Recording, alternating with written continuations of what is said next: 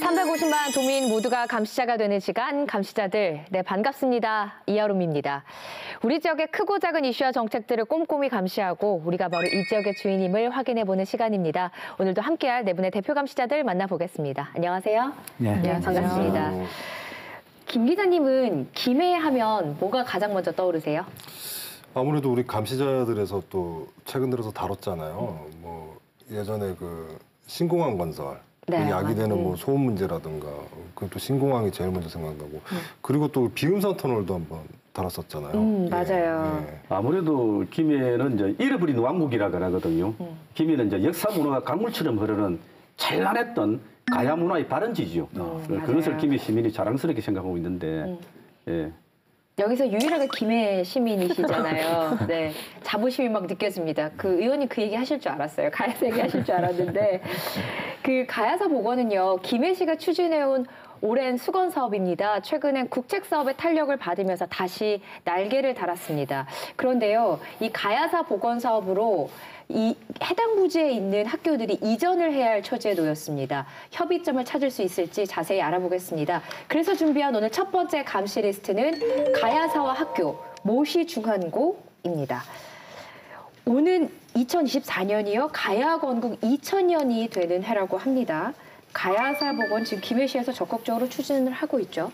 네, 그 가야 건국 2000년 세계도시 김해 이렇게 슬로건으로 지금 잡고 김해시는 이제 역사 문화도시 만들기에 돌입을 했는데요. 네.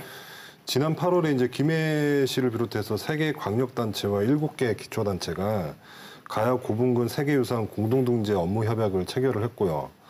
가야 고분군 세계유산 등재 추진단을 또 구성을 했는데 2021년에 이제 세계유산 등재를 좀 목표로 하고 있고요. 중단이 됐던 이제 가야사 복원 사업도 이제 재추진에 이제 좀 탄력이 붙었다고 볼 수 있죠. 네.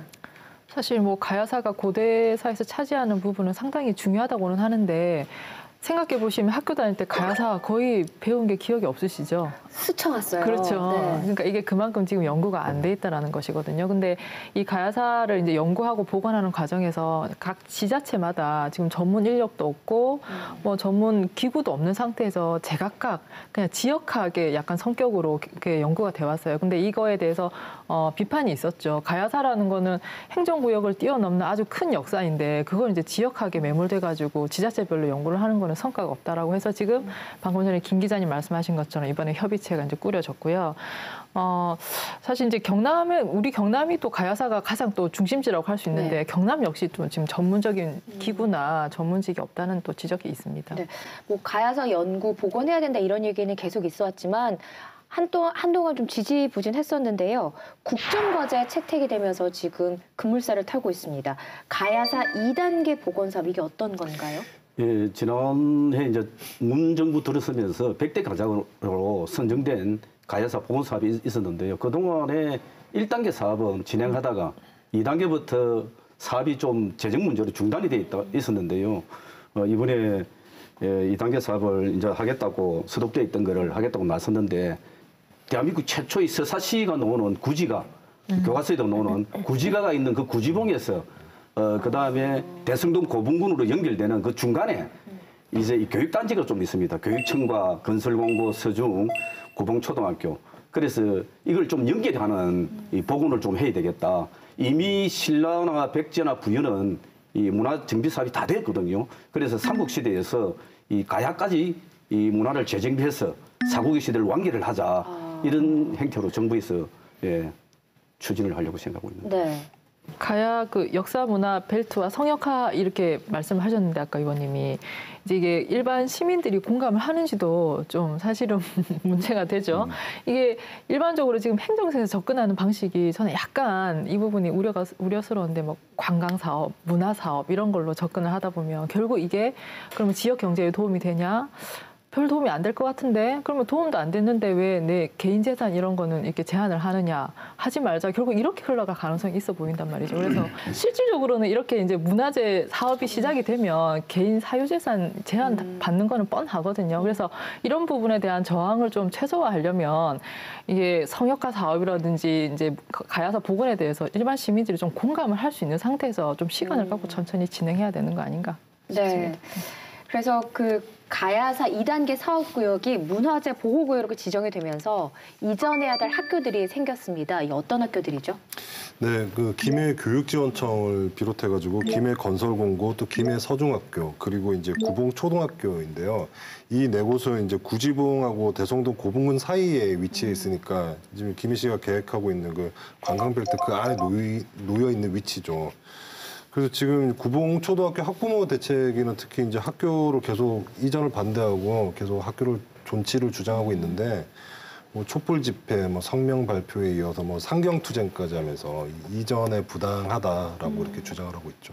가야사 복원도 좋지만 가야사만 역사냐, 학교도 하나의 역사다. 학부모들은 이렇게 주장을 하고 있고요. 또 이전은 수긍하지만 운영상의 어려움도 알아달라는 학교 측의 입장도 있습니다. 먼저 들어보겠습니다. 가야사 복원사업지에 포함된 구봉초등학교. 행복학교로 꾸준히 학생 수가 늘어난 학교는 요즘 걱정이 깊은데요. 구봉초를 지키기 위한 비상대책위. 학부모들은 이전 결정에 분통을 터뜨립니다. 2012년도에 시골 탐방 조사를 하였는데 저희 학교에서는 그 어떤 유물도 나오지 않았습니다. 네. 그래서 저도 그때서야 학교에 유물이 안 나왔는데 굳이 왜 학교까지 없애가면서 그럼 이 아이들은 어디로 가는 거예요? 학교를 이전하시거나 이런 일이 있을 때는 학부모 동의율이라는 법적도 조치가 있습니다. 그래서 저희는 8월 달에 저희가 8월 15일에 저희 그 학부모 동의율을 설문조사를 했었는데 저희 학부모뿐 아니라 학교에 다니고 계시는 우리 교직원까지 포함하셔가지고 85%가 존치라는 결론을 얻었거든요. 복원 사업을 위해서는 구봉초의 이전이 불가피하다는 김해시. 하지만 학부모들은 이전 반대에 한 목소리를 내고 있습니다. 만약에 수차례 협의회가 이루어지고 나서 이전을 해야 된다 한다면 그러면 현실상 이전할 잔수도 없는 구봉초는 그러면 공중분해 아닌가 하는 질문에 아무런 확신을 확답을 해주지 않았습니다. 김해시청은. 인근의 김해 서중학교. 학부모와 교직원의 73%가 이전에 동의했지만 걱정이 없진 않습니다. 이전을 이유로 노후한 시설물의 보수가 미뤄지면 학생들이 피해를 볼 수밖에 없는 상황. 장기적인 시설을 새로 만드는 건 어렵겠지만 유지 보수하고 우리 학생들이 교육 활동에 지장이 없는 정도는 유지해야 된다고 생각합니다. 이전의 스케줄이 확실하게 정해져서 우리 김해 시민에게도 완전하게 알려지면은 우리 학생이 여기에서 졸업하고 가겠구나 이런 것도 확실히 알 수 있어서 희망 신입생 확보하는데 어려움이 좀 덜할 것이라 생각이 들고. 가야사냐 학교냐. 역사 복원의 대의 아래 학교는 불안하기만 합니다. 네, 아까 학부모님들의 얘기를 쭉 들어보니까 대체로 공감이 돼요. 지금 보통 일이 아니거든요. 학교로 옮기고 아이들을 새로 적응시키고 이런 것들이 걱정이 될 법도 한 것 같아요. 근데 이 사업이 금방 시작된 게 아니지 않습니까? 1단계 사업이 1999년도 시작되었거든요. 이미 횟수로 보면은 그건 한 20년 가까이 된 사업인데 그동안 도대체 뭐 했냐는 거죠. 이게 언젠가는 시기는 언젠가 될지 모르지만 반드시 발굴을 하겠다는 복원을 하겠다는 김해시의 의지가 있었고 그러면 여기에 이제 핵심적으로 교육단지가 있단 말이죠. 그럼 이걸 이제 충분히 그 문제를 대책을 논의할 수 있는 시간적 여유도 있었는데 전혀 대책이 이제 지금까지 논의가 없다가 이제 지금 이제 예산이 확보되니까 막 부랴부랴 막 이전하겠다 이러는데 이건 너무 밀어붙이기 사업이다 이런 생각이고 더군다나 멀쩡한 학교까지 이런 좀 이전하면서 하는 거 쭉 보니까 여전히 좀 우리 개발 사업 논리 이게 좀 우선되어 있는 게 아닌가 좀 하는 생각이 들어서 요거는 다시 한번 좀 뒤돌아볼 여지는 없는지 좀 이런 생각이 들었습니다. 네. 이제 가야사 복원 사업을 이제 개발 사업하고는 좀 이래 거리가 먼 것 같고요. 지금 김해시가 이게 20년 수군 사업인데 그동안 그냥 있은 게 아니고 1단계 사업은 잘 진행을 했습니다. 네. 2단계 사업을 진행하려고 하다가 그 당시 뭐 국가 예산이나 다른 예산이 수반이 안 됐기 때문에 수군 사업임에도 불구하고 예산 문제로 좀 스톱돼 있던 거를 문재인 정부가 들었으면서 가야사에 대한 이 복원에 대한 관심을 가지고 나섰기 때문에 이제 하려고 하는데 학교를 뭐 폐교하나 이런 것이 아니고 뭐 서중기라든지 건설공고가 이전을 하고 예정지인 주총 선천 지역 같은 경우에는 장유와 김해 중심에 있는 김해 중심센터로 발전하고 있는 곳이거든요. 그런 것이 아주 교육 환경 여건들이 더 좋아진 좋은 시설로 갈 수 있다 이렇게 생각되어지고요. 아마 지금 김해시와 건설구 동창회하고는 어느 정도 이전 합의를 지금 하고 있는 그런 형태로 볼 수 있는데 문제는 이제 구봉초등학교인데 이 구봉초등학교의 학부모들 입장도 충분히 이해는 됩니다. 네. 자녀들이 어리고 이러니까 근데 1km 반경 내에 김해에 이제 또 중심 학교가 합성초등학교라고 김해에서 아주 좋은 인재들이 많이 배출된 학교입니다. 그 월드컵 첫 골을 이었던 대한민국 박창선 축구 선수가 그 학교 출신이고 또 그 학교 설립 자체도 그 민족 자본가인 허발이라는 분이 일제시대 때 사제를 털어 지은 좋은 학교거든요. 역사가 있는 학교군요. 예, 그 역사가 있고 거기에 좋은 인재들이 많이 배출된 그런 학교도 바로 옆에 있고 그래서 만약에 그 학교로 간다 하더라도 행복학교는 그대로 유지할 수 있다 이렇게 들고요. 더 중요한 거는 현재 구봉초등학교 다니고 있는 재학생들은 현재 학교에서 졸업을 할 수가 있습니다. 왜냐하면 이 가야사 사업이 이 연차적으로 해나가기 때문에 현재 재학생들까지는 졸업하는 데는 무리는 없다. 지난 이제 2006년 12월 27일에 경남교육청하고 김해시가 협약을 맺었거든요. 그래서 그 협약서에 보면 구봉초가 지금 현재 건설 공고 부지로 옮기게 돼 있었어요. 이게 근데 이제 가야사 2단계 발굴사가 확정되고 나서 이 이제 구봉초 학부모님들이 이 이전하는 거에 대해서 굉장히 이제 반대를 하면서 문화재청에 이제 질의를 하니까 문화재청에서는 또 뭐라고 했냐면 구봉초를 지금 현재 시설 그대로 교육 기능을 유지한 채로 존치할 수도 있다라는 식으로도 답변을 했어요. 그러다 네. 보니까 부모님들이 이제 또 희망을 갖게 되신 거죠. 근데 지금 현재 이 처음에 협약서에 맺은 거대로 뭐 김해 건설 공고가 이전을 해가고 그 자리를 옮기면 사실 크게 많이 이제 이격거리가 크진 않아 보이는데 문제가 좀 복잡하게 된 게 김해 건설 공고 동문회에서 또 이전을 하지 않고 지금 부지에 그대로 학교를 유지하겠다는 주장을 또 일부 하고 있는 것으로 보입니다. 그러다 보니까 현재 구봉초가 마땅히 이전할 부지도 없는 상황에서 학부모님들은 이전하지 않겠다라고 또 얘기를 하시고 하니까 문제가 좀 복잡해지는 것 같아요. 그렇군요. 아까 학부모들 입장에서는 문화재도 출도 안 됐는데 라고 이야기를 하지 않습니까? 네. 근데 출도가 안 된 것이 아니고 그 발굴을 하지 않은 거죠. 그런데 앞서 이야기했지만은 일부만 이래 그 건설 공고와 서중에 일부 운동장에 일부만 이래 했는데도 거기에서 그 고인돌 하부 구조가 잔존된 것이 확인됐고요. 그 2층에 이제 수중 경장이 확인되게 되는데 이런 것들이 이제 건국초 왕궁의 임시 궁궐의 터였을 가능성이 매우 높다고 이제 고고학자들이 주장을 하고 있고요.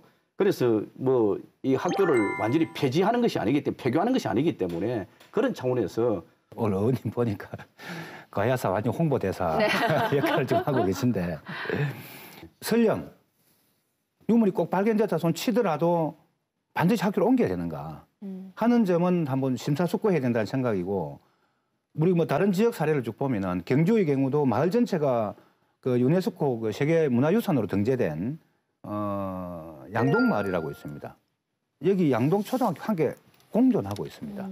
그렇게 해서 오히려 양동초등학교는 신라의 찬란한 그 역사를 배우는 뭐 그런 배움터로서의 굉장히 좀 긍지를 가지고 이렇게 좀 하고 있고요.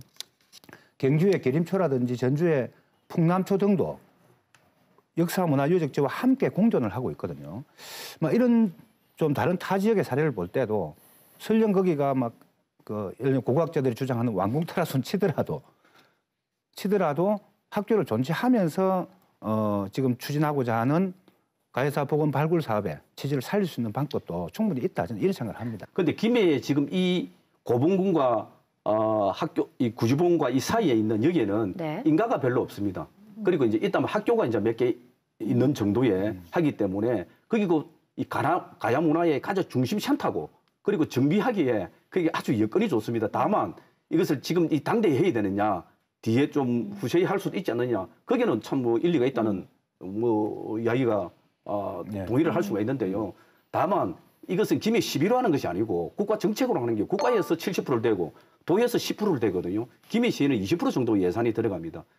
그래서 김해시에서는 이 20년 수군 사업인데 이런 호기를 놓칠 수 없는 거 아니겠습니까? 그래서 아마 김해시에서는 더 이번에 좀 제대로 정비를 하자 이렇게 놓지 않. 밀어붙이고 있는 아니 거군요. 이제 제가 계속 의문을 가지는 것은 이제 가야사 복원 발굴 사업 이게 앞에 큰 포장이란 말이죠. 오히려 내용적으로 관광 사업하고자 하는 이게 더 큰 게 아니냐. 이 가락 국 시대에 철기 문화가 그 꽃피웠던 거 아닙니까? 네. 거기 낭랑이나 대방이나 지금 일본까지도 수출돼 왔고 그 철기 문화가 꽃피웠기 때문에 또 해상 문화가 발달이 됐거든요. 이것이 그동안 사장돼 있었다는 겁니다. 그래 이럴 기회에 이것을 제대로 좀 발굴도 하고 찾아내고 정비를 해서 왔다. 또 네. 이 역사학도들이 김해를 찾아오면 더 좋은 거죠. 이전을 원하지 않는다면 다른 방법은 없는 거예요? 일단은 좀 구봉초등학교의 경우에 일단은 뭐 선택지로 생각할 수 있는 게 일단은 좀 존치안이 있고요. 그리고 이제 1.5km 이내로 이전안이 있는데요. 문제는 1.5km 이내에 좀 이전할 부지가 지금 마땅한 곳이 없다라는 건데요. 지금 현재 학부모들은 가장 우려하고 있는 게 인근에 이제 그 합성초등학교라든가 뭐 구지초등학교, 구산초등학교 등지로 혹시 이제 구봉초가 통합되지 않을까 이 부분을 또 가장 우려를 하고 있죠. 현실적인 걱정인 게 사실 학생 수가 계속 감소하고 있는 이런 마당에 이 학교가 과연 뭐 당장 옮겨질 것도 아니고 몇 년이 걸릴 텐데 그 후에 신설 부지에 이전을 해주겠느냐라는 불안감이 있는 거죠. 믿을 수가 없는 거죠. 전국적으로 이제 학생 수가 줄어들어가지고 이게 적정 규모 학교 추진이라 해서 교육부에서는 학교를 신축하는 걸 굉장히 제한을 하고 있거든요.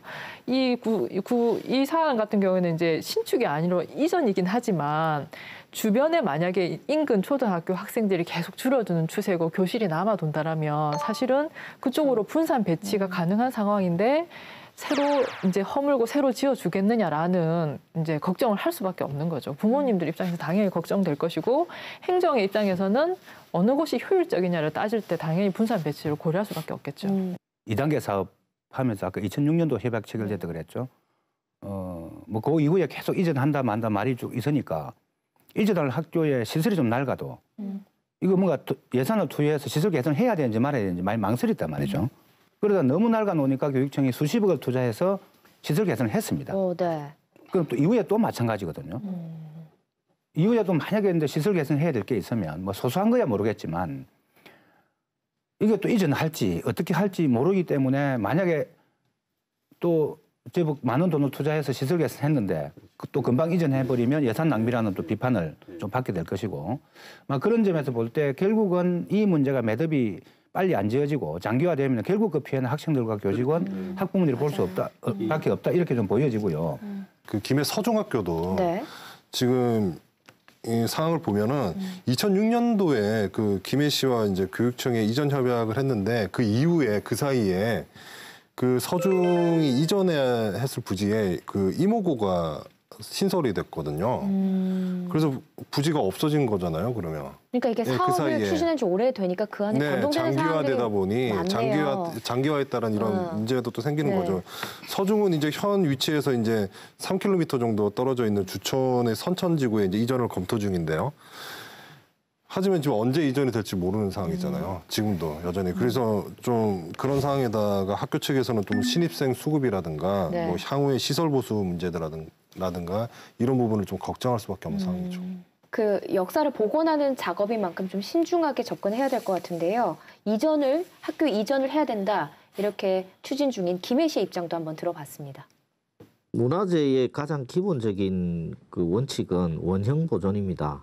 근데 그 옛날 사진이라든지 지적도라든지 이런 걸 보시면은 대성동 고분군 구릉하고 구지봉 구릉이 이렇게 서로 연결돼 있는 걸 확인할 수가 있는데 저희들이 이제 발굴 조사 결과 이런 거를 토대로 해서 유적의 지형이라든지 이런 것들을 복원하고 영구히 보존하기 위해서 지금 그런 계획을 수립하고 있습니다.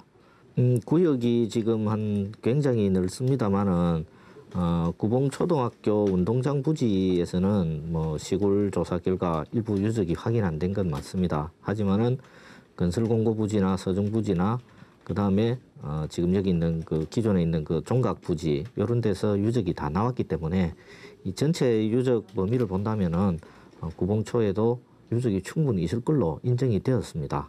토성이 지금 이렇게 지나가고 있지 않습니까? 네네네. 기와 편들도 쫙 깔려가 있고. 이게 그럼 터라는 거예요? 토성 터? 예. 저가 이렇게 밑으로 지나가고 있지 않습니까? 네네. 지금 여기에 나오는데 이 밑에 없다라고 누가 얘기해? 요게 요 길이거든요. 저 학교로 넘어가는. 학교로 넘어갔어요. 그러니까 여기에 이래 나오는데 여기 없다라는 얘기를 누가 하겠습니까? 여기 초등학교, 서중, 여기 고등학교. 예, 맞습니다.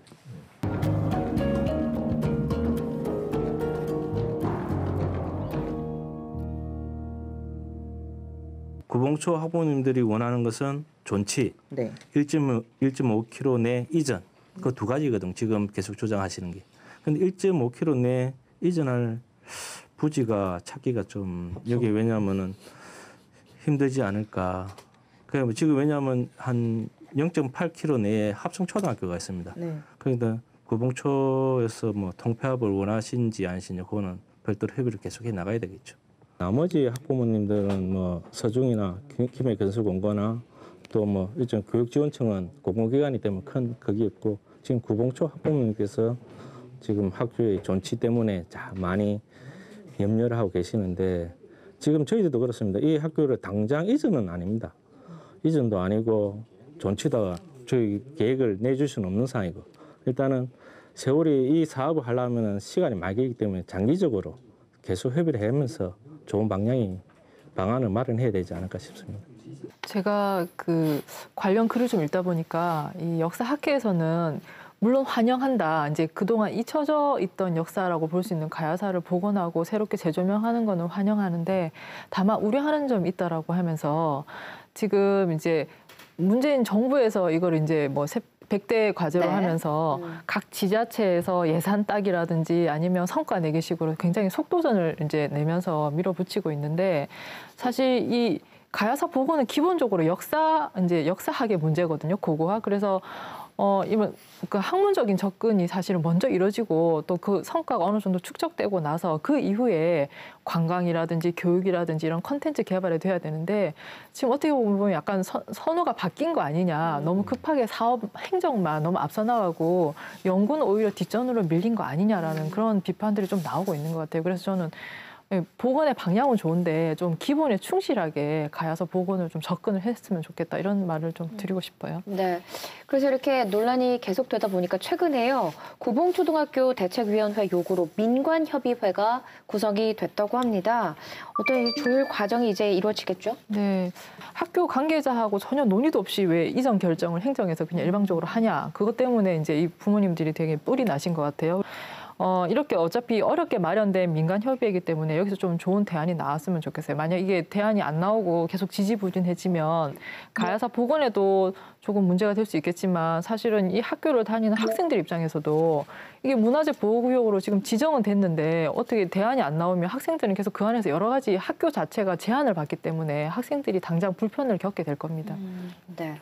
아까 이제 김해 씨 의견 쭉 들어보니까 좀 다행이다 싶었던 게 확 좀 밀어붙이기보다도 막 그런 여유를 가지고 소통하면은 충분히 좀 합의점이 나올 수 있다. 막 이런 좀 생각해서 가야사 복원 사업이라는 이 거대한 사업에 대한 의미를 이 과정에서 훼손되지 않도록 좀 잘 우리 시민들하고 소통이 잘 됐으면 좋겠다는 좀 말씀을 좀 드리고요.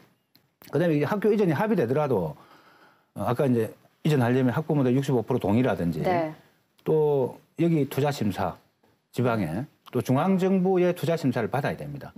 충분하게 시간을 갖고 좀 해야 돼서 서두를 일은 아니다. 좀 이렇게 좀 보여지고 그래서 가야사 발굴 복원이 좀 가야사라는 역사와 문화를 좀 제대로 인식하는데 좀 주안점을 두고 사업을 진행했으면 좋겠다 하는 말씀을 드리겠습니다. 네. 학부모들이 주장하는 내용을 좀 경청할 필요가 있는 게 가야문화유적지의 기능은 이때 학교를 좀 존치하면서 같이 할 수 있는 그런 방안에 대해서도 좀 많이 목소리를 얘기하고 있거든요. 근데 어차피 이 사업은 내후년에 완료할 수 있는 사업이 아닙니다. 물리적으로. 네. 충분히 지금 시간이 충분히 많이 있으니까 좀 같이 예를 들어서 이 가야유적지 벨트의 기능을 유지하면서 존치할 수 있는 방안이 없는지 그런 부분을 좀 더 많이 연구를 했으면 좋겠습니다. 네. 어쨌든 간에 김해가 육가야 중에 가야 중에 가야 문화의 발원지거든요. 이 발원지부터 제대로 네. 정비를 해야 되는데 이 정비를 하면서 일해 나가야 되는데 이제 학부모들의 저런 입장도 김해시에서 충분히 알고 있고 아까 저 보니까 학예사들 이야기를 들어보니까 충분히 뭐 검토를 하고 대화를 하겠다고 해놓으니까 잘 좀 해결돼서 네. 정비가 잘 됐으면 좋겠다는 생각이 듭니다. 네. 그 유구한 역사를 재조명하는 가야사 복원 작업은 촌각을 다투기보다 열린 장기적 관점에서 접근을 해야 할 것 같습니다. 민주적 절차와 또 면밀한 검토로 역사 복원의 모범 사례가 되길 기대해 보겠습니다.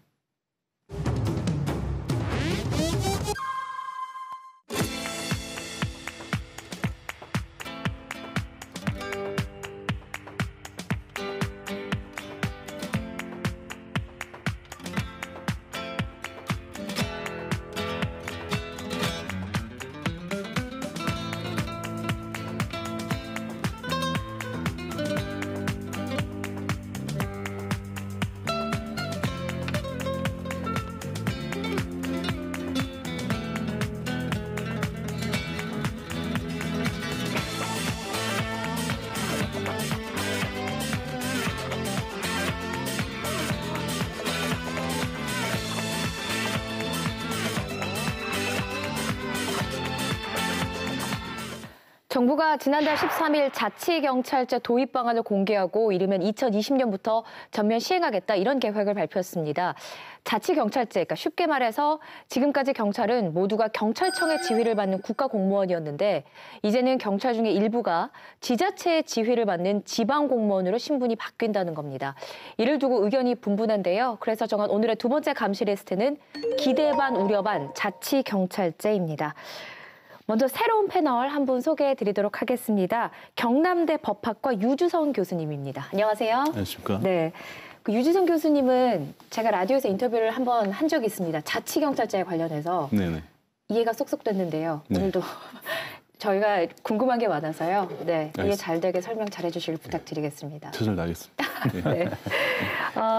그 대통령 소속 자치분권위원회가 2020년부터 자치경찰제를 전면 시행하겠다 이렇게 밝혔습니다. 먼저 자치경찰제가 무엇인지 좀 개념 정리부터 해야 될 것 같아요. 네. 네. 이제 국가경찰과 다르게 지방자치단체장의 권한, 예를 광역 단위로, 뭐 시군 단위가 아니고요. 권한 책임 하에서 그 지역 내에서 치안을 담당하는 네. 그런 경찰 제도를 자치경찰제라 이렇게 이야기하는데 좀 지방 분권을 강력하게 추진하고 있지 않습니까? 이 취지에 맞게 그동안 국가경찰이 수행하던 여러 가지 일 중에서 생활안전, 여성 청소년, 또 교통이나 지역 경비 등 이제 주민 밀착형 좀 치안과 관련된 이런 일들을 이제 지방 자치경찰이 주로 하게 되는 거죠. 그래서 자치분권위원회는 기본적으로 이제 그 시도지사 산하에 그 시도경찰위원회를 두고요. 네. 그 산하에 자치경찰본부, 자치경찰대를 두고 그리고 기존에 국가경찰 산하에 있던 지구대 파출소를 대거 자치경찰 산하로 옮기는 그 조직 이관이 있는 것이죠. 그래서 이제 말씀하신 대로 이제 주민 밀착형 사무들, 예를 들어서 뭐 교통사무, 생안사무, 그리고 지역 경비에 관한 사무, 네. 여성 청소년 보호에 관한 사무를 맡게 될 것 같습니다. 대통령 소속 그 자치분권위원회 자치경찰제 특별위원회가 자치경찰제 도입 방안을 이제 발표함에 따라서 경남도 이제 준비 작업에 들어갔는데요. 자치경찰제 시행은 이미 김경수 지사가 후보 시절에 그 분권공약 협약을 맺으면서 적극적으로 대비하겠다고 앞서서 밝히기도 했었던 상황이죠. 내년 하반기에 이제 5개 지역에서 자치경찰제가 이제 시범 운영하게 되는데요. 이미 이제 시범 지역으로 선정된 곳이 세종시하고 제주, 서울 이외에 추가로 2곳을 더 이제 광역단위에서 한 곳, 도단위에서 한 곳을 선정해야 되는데 이 공모에 이제 경상남도가 응모하는 것을 지금 적극적으로 또 검토하고 있는 상황입니다. 그렇군요. 우리나라의 땅덩이를 생각한다면 좀 그 땅덩이도 좁은데 이걸 꼭 분권과 경찰까지 자치경찰로 나눠야 돼? 뭐 이런 반론도 있거든요. 이거에 대해서는 어떻게 보세요? 저는 자치경찰이 필요하다 이렇게 생각합니다. 네. 수사 영역도 굉장히 고도의 전문 역량이 좀 필요하다. 예를 들면 의학을 전문한 어떤 수사관 또는 그 부동산의 전공한 수사관 이렇게 굉장히 전문화가 필요한 영역이 아니냐. 그런 점에서 볼 때 수사 영역과 좀 이런 자치경찰의 영역을 엄격하게 구분해서 서로의 전문성을 높여줄 필요가 있다. 네. 이런 점에서 저는 이 자치경찰제를 적극적으로 좀 환영하는 그런 좀 입장입니다. 네. 그 자치경찰을 기본적으로 찬성하는 입장에서 이렇게 말씀을 드리자면 기본적으로 전 세계 뭐 민주주의 국가 어디를 봐도 그 국가경찰, 단일 국가경찰제로만 유지하고 있는 나라는 없습니다. 대부분 다 자치경찰과 뭐 국가경찰이 함께 있고요. 땅덩어리 문제라고 하시는데 미국만 예를 들어서 그렇지만 뭐 가까운 일본도 지금 자치경찰제를 하고 있거든요. 그래서 자치경찰 그 이유는 자치경찰이 가진 고유한 의미가 있기 때문에 그렇습니다. 그래서 자치경찰제를 통해서 이제 할 수 있는 게 지역의 그리고 주민들의 요구를 충실히 반영해서 치안 활동을 할 수 있다라는 부분과 그리고 이러한 것들을 통해서 결국 지자체장 선거를 통해서 정치적 책임을 지지 않겠습니까? 지역 치안 문제에 대해서 정치적 책임을 지고 이에 대해서 치안 활동, 경찰 활동에 대해서 민주적 책임성을 높여 나가는 그런 과정이라고 보시면 좋을 것 같습니다. 네. 그렇다면 이 자치경찰제에 대해서 실제 일선 경찰들은 어떻게 생각하고 있는지 저희 제작진이 얘기를 좀 듣고 왔습니다. 먼저 보고 논의 이어가겠습니다. 교통사고가 나서 간단한 접촉사가 나서 자치경찰이 출동을 했다. 근데 당사자끼리 다투다가 폭력사고가 났다. 그러면 국가경찰 올 때까지 자치경찰은 가만히 손 놔두고 가만히 있습니까? 그건 아니지 않습니까? 이런 사건 경중을 일일이 어떤 제도적으로 나눈다는 자체가 어렵지 않을까. 좀 더 저희 밑에 하위직 일선 경찰관들의 좀 말씀을 좀 귀를 기울여서 좀 들어주시라. 당장은 국가 예산으로 한다 하지만은 좀 세월 흐르면은 지방 예산이 투입될 수밖에 없습니다. 그러면은 서울 강남구에 근무하는 경찰관은 훨씬 좋은 장비를 쓰고, 그리고 조금 이제 시군에 조금 자립도가 열악한 시군에 근무하는 경찰관은 질이 더 안 좋은 장비를 쓰고, 그런 빈부의 격차가 생길 우려가 크거든요. 내년부터 당장 시범 실시를 하는데 이 똑같은 모형 가지고 시범 실시를 5군데를 할 이유가 없거든요. 한 2개 정도는 뭐 지금 현재 안으로 나와 있는 걸로 시험 실시를 하고, 또 뭐 한두 개는 뭐 자치경찰에 거의 일어나는 모형, 자치경찰에 뭐 대부분의 권한을 주는 모형으로 시범 실시를 해보고, 그렇게 시범 실시를 하면서 뭐 시행착오도 줄이고 장단점도 비교할 수 있잖아요. 정치적 중립성에 대해서 자치경찰로 변화하면은 조금 그 중립성이 흔들리지 않을까 우려를 많이 해요. 좋은 방안이 하나 있어요. 뭐냐면은 경찰관들한테 노조, 경찰관 노조 또는 직장 협의회라도 구성할 수 있도록 법률을 개정해 줘야 됩니다. 경찰이 노조나 직장 협의회가 있다 해가지고 파업할 수 있는 건 아니에요. 하지만 부당한 명령에 대해서는 이건 부당하니까 할 수 없다는 그런 자신감이 생기게 되거든요. 안보제만 제도를 반드시 도입을 해야 됩니다. 그래서 민간 영역에서 우리 시민사회에서 뭐 국가경찰이건 자치경찰이건 제대로 하는지 감시하고 견제할 수 있는 세력도 같이 필요합니다. 자치경찰제가 시행이 되면 국가공무원이었던 신분이 지방공무원으로 바뀝니다. 자치경찰이 되시는 분들은요. 이에 대한 불만이 상당한 것 같아요, 보니까. 현재 계획대로 하면 2022년도에 지금 현재 경찰 인원의 36%, 인원수로 한 4만 3천여 명이 자치경찰로 전환된다는 계획입니다. 네.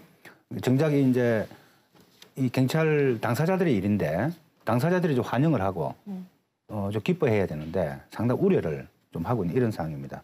이제 말씀하신 대로 이제 그런 신분에서 오는 차이, 또 예산 이 분배에 따른 어떤 뭐 경찰 장비라든지 또 근무 여건이라든지 이런 또 차이들이 나지 않을까, 좀 이런 우려들을 하고 있는데, 딱 들으면서 제가 이제 그런 기사들을 보면서 느낌이 내부 소통이 너무 부족했구나. 네. 경찰 그 관련 학과 학생들 설문조사 해보니까 95%가 반대를 하고 있어요. 자기들은 국가경찰직 원한다. 자치경찰 안 가겠다. 네. 이런 거거든요.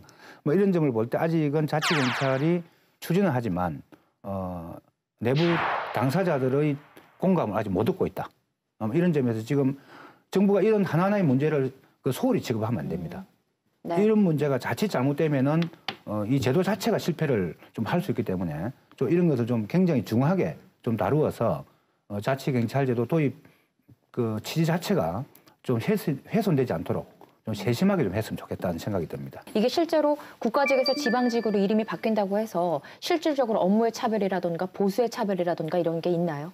지금 분권위안을 살펴보면 기본적으로 모든 재정은 국가 부담 원칙으로 하고 있습니다. 네. 그래서 아마 기존에 이제 국가에서 국가 지역 치안을 담당하고 있기 때문에 거기에 들어가는 예산이 있거든요. 그 예산을 그 지방자치사무로 옮기는 만큼 같이 예산도 옮겨질 것이다라는 것이고요. 그게 뭐 자치경찰 교부금 형태가 되었던 어떤 이름이든 옮겨져야 될 것입니다. 그리고 기본적으로 인건비나 여러 가지 시설 장비 부분에 차이가 나서는 안 되기 때문에 기존 국가경찰에서 이제 사용하고 있는 시설이나 장비 그리고 인건비 부분은 지속적으로 옮겨오는 이분들에게 공유가 될 수 있도록 그리고 유지가 될 수 있도록 해야 되겠죠. 네. 그런 부분들은 충분히 지금 고려가 되고 있는 부분인 것 같습니다. 그러면 2020년도에 이제 전면 확대될 때 지금 우려되는 부분 중에 하나가 지자체별로 이제 예를 들어 군 지역의 자치경찰하고 저기 더 큰 시 단위의 자치경찰하고 아까도 인터뷰에서 나왔지만 장비가 더 다를 수도 있는 거고 이런 치안 서비스 차별이 생길 수밖에 없는데 그런 부분은 충분히 좀 보완이 될 수 있다라고 보시는 건가요? 지금은 이왕이 국가경찰에서 해왔던 일이다 말이죠. 그리고 시설과 장비를 다 갖추고 있습니다. 이런 것들을 자치경찰로 그대로 이전하는 모습이기 때문에 그와 관련된 시설, 장비 등은 공유가 가능한 것이고요. 그리고 아니, 그걸 유지할 수 있는 그런 비용도 계속 유지비라든가 이런 거 지자체가 다 아니죠. 그건 국가 경찰과 예. 이제 연계해서 해결이 연계해서요? 되어야죠. 왜냐하면 재정분권이 안 된 상태에서 무턱대고 지자체 보고 돈을 만들어내라라고 하는 부분은 안 되는 것이거든요. 그래서 기존에 국가 경찰에서 사용하고 있던 여러 가지 치안 교부세 등등이 있습니다. 그런 것들을 충분히 활용해서 그걸 이제 자체 경찰에다가 보조를 해주는 방식으로 해야 되겠죠. 쉽지 않은 게 소방직이 국가직으로 되는 것도 결국 예산 문제거든요. 다른 거 없습니다. 다른 건 뭐 안전 문제고 다 들고 앞서 이야기했듯이 이 우리가 어떤 큰 사고를 대비해가지고 유비무환으로 준비하는 거잖아요. 그 사고가 날 때 예산을 편성을 가대하게 하기 힘드니까 다른 데 쓸 데가 많으니까 뭐 장비를 구축하는 게 지방에서 힘들단 말입니다. 그러니까 국가직으로 하면서 국가 예산을 받고자 하는데 지금 현재 경찰과 국가직과 자치경찰로 했을 때 예산을 한테 선다 하더라도 결국은 자치단체의 부담으로 언젠가는 될 수밖에 없습니다. 그리고 또 자치경찰이 되면 이제 치안 서비스를 더 이제 지역민들의 얘기를 듣고 더 잘 대처할 수 있고 더 좋은 수준의 치안 서비스를 할 수 있을 것이다 이렇게 얘기를 하는데 근데 원래 우리나라는 치안 서비스가 잘 돼 있는 걸로 좀 다른 나라에서도 인정을 현재 받고 있지 않습니까? 국가경찰제도 아래서도. 네, 그렇습니다. 이 우리나라를 찾아오는 외국인들의 의견을 들어보면 대한민국에 이제 여행을 와서 가장 만족해서 간 부분이 1위가 치안이거든요. 네. 그래서 굉장히 안전한 나라다.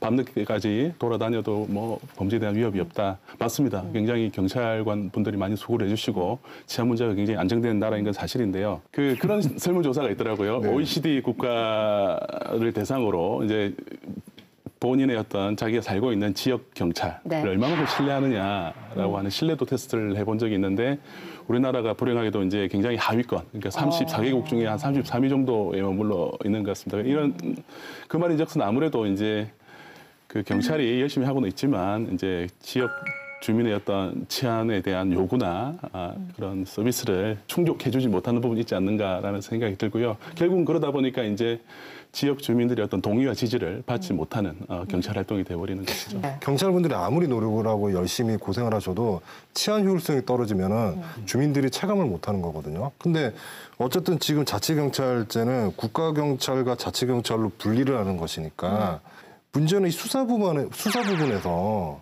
혼선이 있을 수가 있거든요. 이 사건에 따라서 되게 지휘체계가 좀 복잡해질 수도 있는 문제고 사건을 무 자르듯이 이렇게 구분하기가 힘드니까요. 그렇죠. 그러니까 어떤 사건이 일어났을 때 이게 국가 규모인지 아니면 자치경찰의 규모인지 그걸 판단하는 기준이 있습니까? 기본적으로 지구대 파출소, 현장 경찰관들이 필요한 부분은 초동 조치를 할 수 있는 기본적인 수사권 등이고요. 이런 것들은 뭐 국가경찰이든 자치경찰이든 다 있어야 되겠죠. 그리고 기본적으로 그런 현장에 있을 때 대응은 공동해야 된다. 그래서 112 지령을 했을 때 국가경찰, 자치경찰 공동에 얼마든지 출동이 가능한 것이고 다소 애매한 사건 같은 경우는 그런 부분이 있습니다. 다만 이제 그 초동 조치가 끝나고 이후에 수사가 그러니까 실체적 진실 발견을 위해서 수사가 진행되는 부분에 대해서는 원칙적으로 국가경찰이 하도록 되어 있습니다. 그리고 다만 이제 여성 청소년 사건이나 교통 관련 사건이나 이런 부분들은 자치경찰도 공동으로 할 수 있게끔 이렇게 해놓은 것이고요.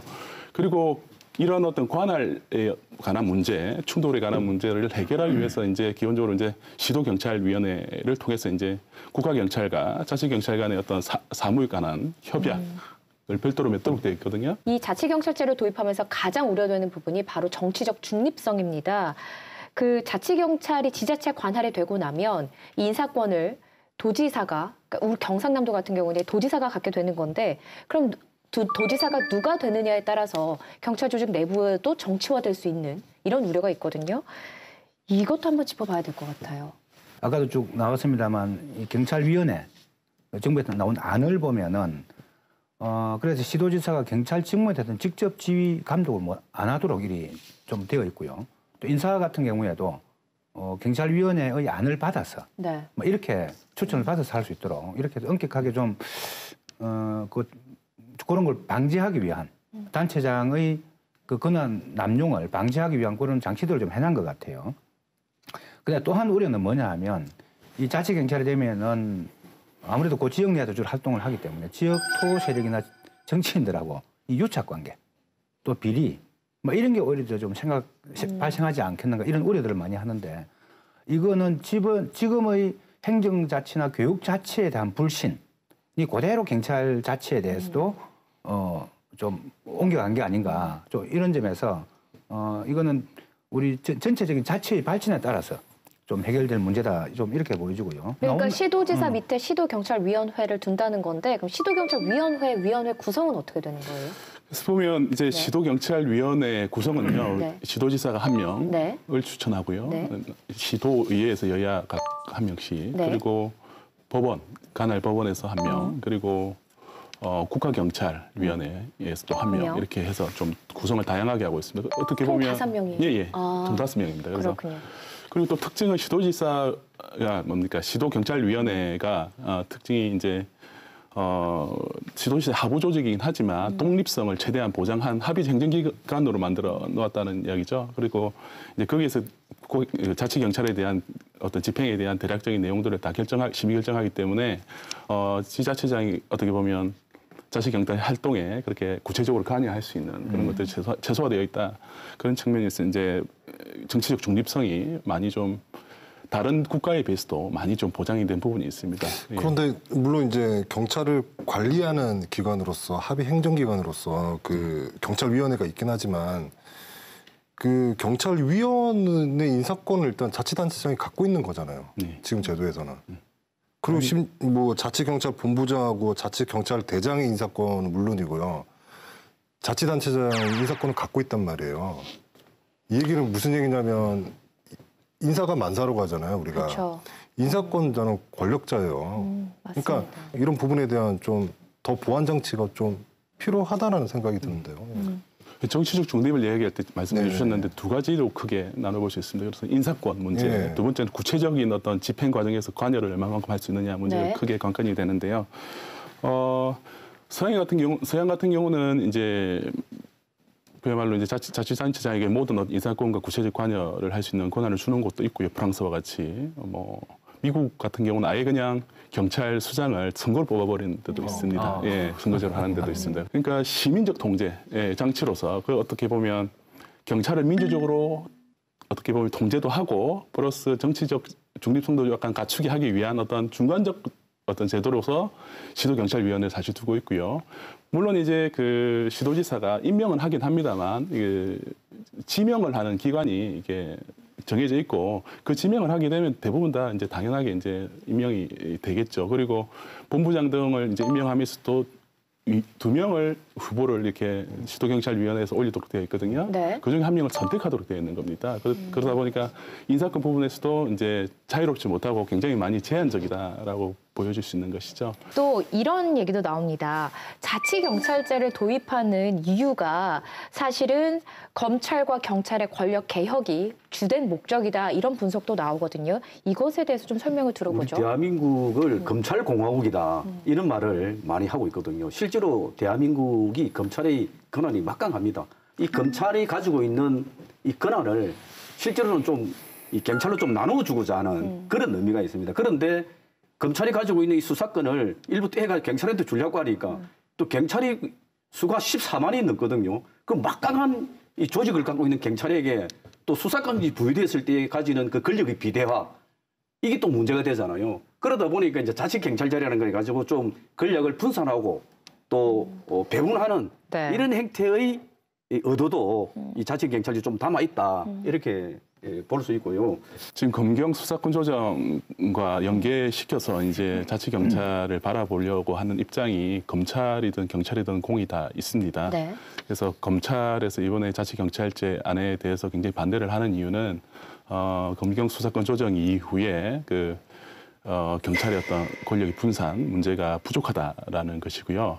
그리고 경찰 입장에서는 또 이게 어떻게 가능하냐면 검경 수사권 조정이 제대로 되지 않으면 우리는 자치경찰 안 하겠다라고 하는 또 논리가 되거든요. 그래서 그런 시각에서만 자치경찰을 바라볼 필요가 없고요. 좀 다른 시각으로서 어떻게 보면 자치경찰이라고 하는 건 경찰 조직의 민주적 재설계 문제고 어떻게 하면 주민 친화적으로 좀 더 치안 효율성을 높여나갈까라고 하는 고민이 담겨 있는 문제거든요.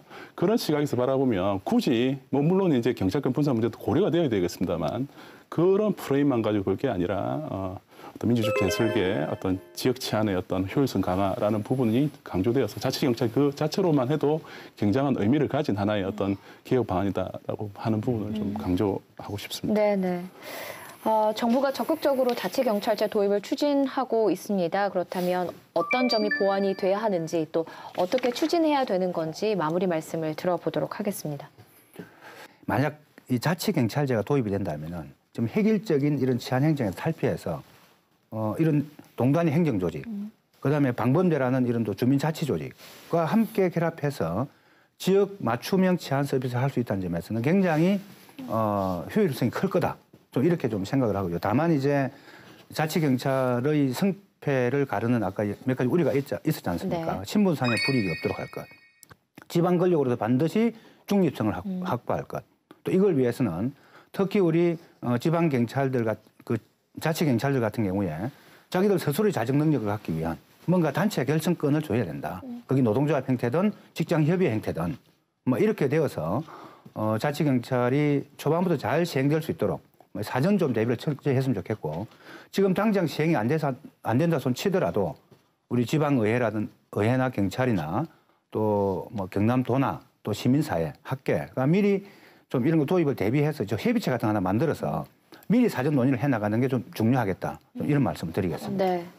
올해 논의 끝에 이런 결실이 이제 나오고 있는 것 같은데요. 그 결실이 잘 맺어질 수 있도록 감기 기간이죠. 뭐 중앙 정부나 지자체, 경찰 등에서 좀 이렇게 잘 이렇게 협조를 해서 제대로 된 자치경찰, 있으나마나 자치경찰 말고요. 진짜 제대로 된 자치경찰을 좀 만들었으면 좋겠고요. 그리고 자치경찰이라고 하는 이 제도가 시대적인 요청 사항이다. 앞으로 우리 경찰이 나아가야 될 방향이다.